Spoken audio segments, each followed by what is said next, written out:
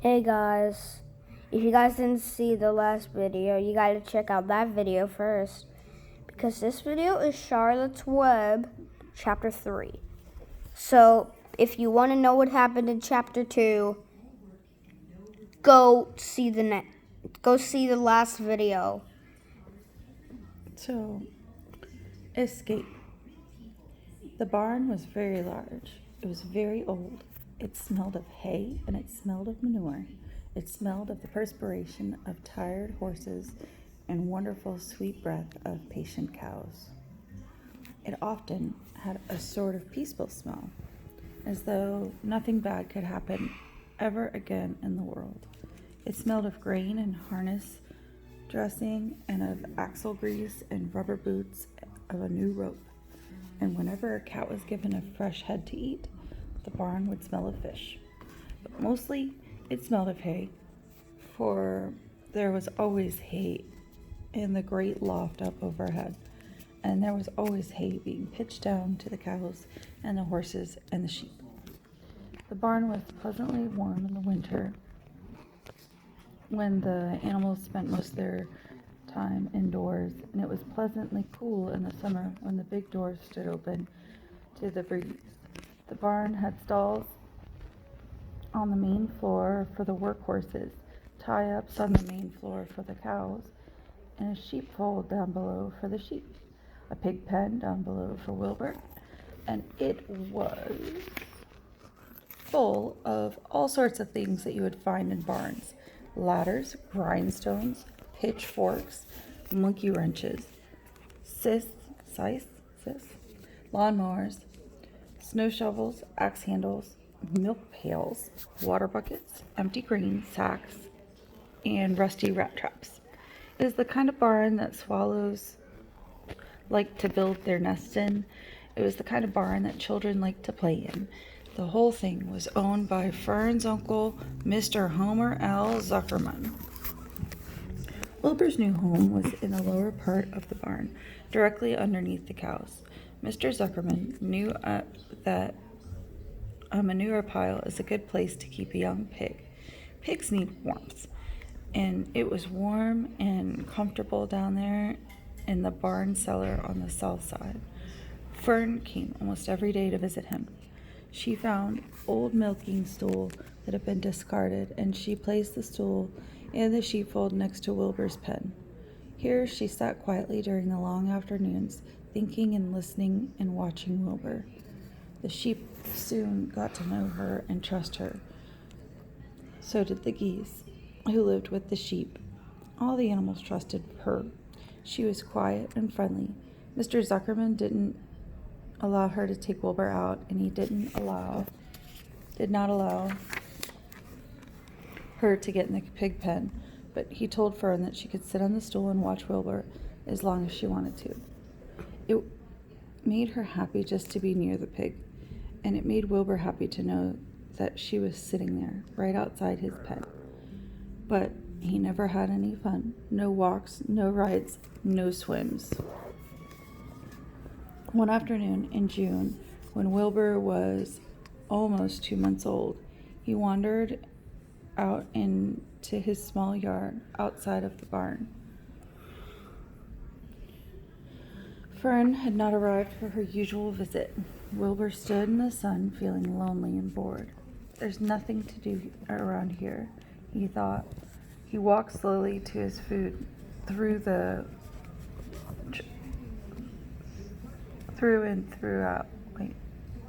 and sniffed to see if anything had been overlooked at lunch. He found a small strip of potato skin and ate it. His back itched, so he leaned against the fence and rubbed against the boards. When he was tired of this, he walked indoors, climbed to the top of the manure pile, and sat down. He didn't feel like going to sleep. He didn't feel like digging. He was tired and standing still, tired of laying down. I'm less than 2 months old, and I'm tired of living, he said. He walked out to the yard again. When I'm out here, he said, there's no place to go in but in. When I'm indoors, there's no place to go Out in the yard. That's where you're wrong, my friend. My friend, said a voice. Oh, that's better. Thank you. I was having a hard time reading the words. Wilbur looked through the fence and saw a goose standing there. You don't have to stay in that dirty little yard, said the goose, who talked rather fast. One of those boards is loose. Push it. Push on it. And come out. What? Said Wilbur. Say it slower. At the risk of repeating myself, said the goose, I said out. It's wonderful out here. Did you say a board was loose? That I did, said the goose. Wilbur walked up to the fence and saw that the goose was right. One board was loose. He put his head down, shut his eyes, and pushed. The board gave way. In a minute, he had squeezed through the fence and was standing in the long grass outside his yard. The goose chuckled. How does it feel to be free?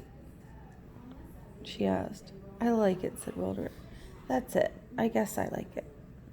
Actually, Wilbur felt weird to be outside his fence with nothing between him and the big world. Where do you think I'd better go? Anywhere you'd like, said the goose. Go down through the orchard, root up the sod. Go down through the garden, dig up the radishes. Root up everything. Eat grass, look for corn, look for oats, run all over, skip and dance, jump and prance. Go down through the orchard and stroll in the woods. The world is a wonderful place when you're young. I can see that, replied Wilbur. He gave a jump in the air, twirled and ran a few steps, stopped and looked all around, sniffed the smells of afternoon, and then set off walking down through the orchard, pausing in the shade of an apple tree. He put his strong snout into the ground and began pushing, digging, and rooting. He felt very happy. He plowed up quite a piece of that ground before anyone noticed him. Mrs. Zuckerman was the first to see him. She saw him from the kitchen window, and she immediately shouted for the men. Homer! She cried. Pigs out! Lurvy! Pigs out! Homer! Lurvy! Pigs out!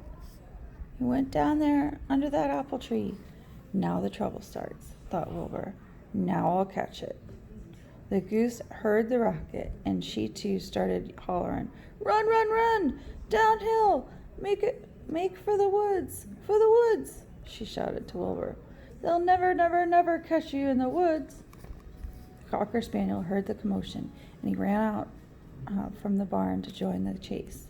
Mr. Zuckerman heard, and he came out of the machine shed where he was mending a tool. Lurvy, the hired man, heard the noise and came up from the asparagus patch where he was pulling weeds.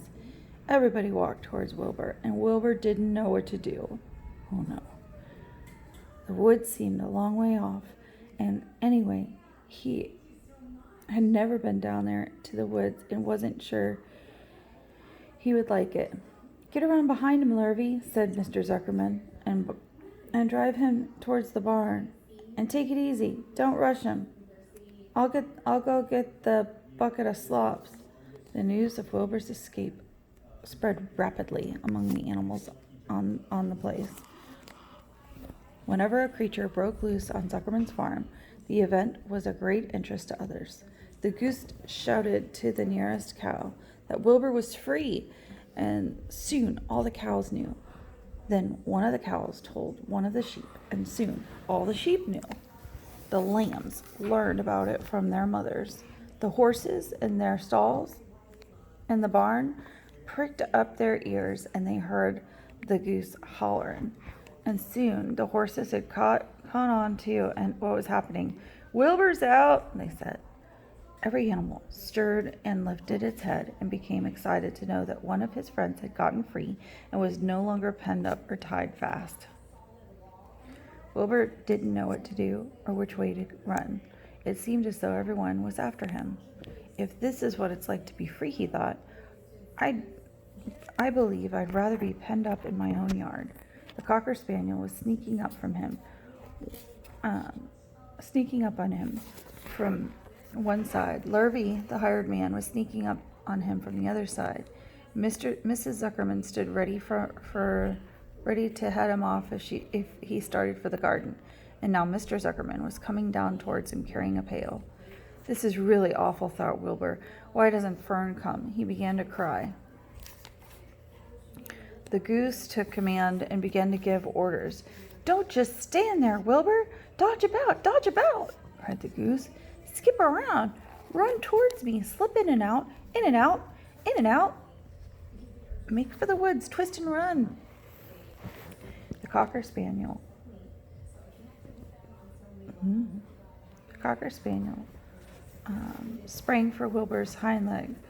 Wilbur jumped and ran. Lurvy reached out and grabbed. Mr. Zuckerman screamed at Lurvy. The goose cheered for Wilbur. Wilbur dodged between Lurvy's legs. Lurvy missed Wilbur and grabbed the spaniel. Nicely done, cried the goose. Try it again. Run downhill, suggested the cows. Run towards me, yelled the gander. Run uphill, cried the sheep. Turn and twist, honked the goose. Jump and dance, said the rooster. See, who's this? Mrs. Zuckerman. And this? Mr. Zuckerman. Look, here's the Cocker Spaniel and Wilbur, and all the animals are telling him what to do. Look out for Lurvy, cried the cows. Look out for Zuckerman, yelled the gander. Watch out for the dog, cried the sheep. Listen to me, screamed the goose. Poor Wilbur was dazed and frightened by his hullabaloo. He didn't like being the center of all this fuss.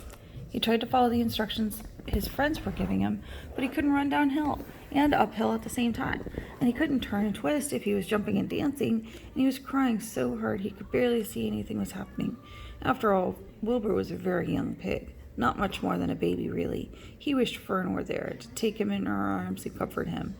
And when he looked up and saw Mr. Zuckerman standing quite close to him, holding a pail of warm slops, he felt relieved. He lifted his nose and sniffed. The smell was delicious, warm milk, potato skins, wheat middlings, Kellogg's cornflakes, and popover from the Zuckerman's breakfast. Come on, pig, said Mr. Zuckerman, tapping the pail. Come on, pig. Come, pig. Wilbur took a step towards the pail. No, said the goose. It's the old pail trick, Wilbur. Don't fall for it. He's trying to lure you back to captivity. He's appealing to your stomach. Wilbur didn't care. The food smelled appetizing. He took another step towards the pail. Pig, said Mr. Zuckerman in a kind voice, and began walking towards the barnyard, looking all about him innocently, as if he didn't know the little white pig followed behind him. You'll be sorry, called the goose. Wilbur didn't care. He kept walking towards the pail of slops. You'll miss your freedom, honked the goose. An hour of freedom is worth a barrel of slops. Wilbur didn't care. When Mr. Zuckerman reached the pig pen, he climbed over the fence and poured the slops into the trough. Then he pulled the loose board away from the fence so there's a wide hole for Wilbur to walk through. Reconsider, cried the goose. Wilbur paid no attention. He stepped through the long drink of slops, sucking in the milk hungrily and chewing the popover. Wilbur paid no attention. He stepped through the fence into his yard. He walked to the trough and took a long drink of slops, sucking in the milk hungrily and chewing the popover. It was good to be home again. While Wilbur ate, Loverly fetched a hammer and some eight penny nails and nailed the board in place. Then he and Mr. Zuckerman leaned lazily on the fence, and Mr. Zuckerman scratched Wilbur's back with a stick. He's quite a pig, said Lurvy, not Loverly. Yes, he'll make a good pig, said Mr. Zuckerman. Wilbur heard the words of praise. He felt the warm milk inside his stomach. He felt a pleasant rubbing of a stick along his itchy back. He felt peaceful and happy and sleepy. Then this has been a tired afternoon, and it's still only 4 o'clock. Wilbur was ready for bed. I'm really too young to go out in the world alone, he thought as he lay down. All right, guys. We'll see you in chapter 4 called... What's chapter 4? Loneliness. Loneliness. Loneliness. All right. We'll see ya.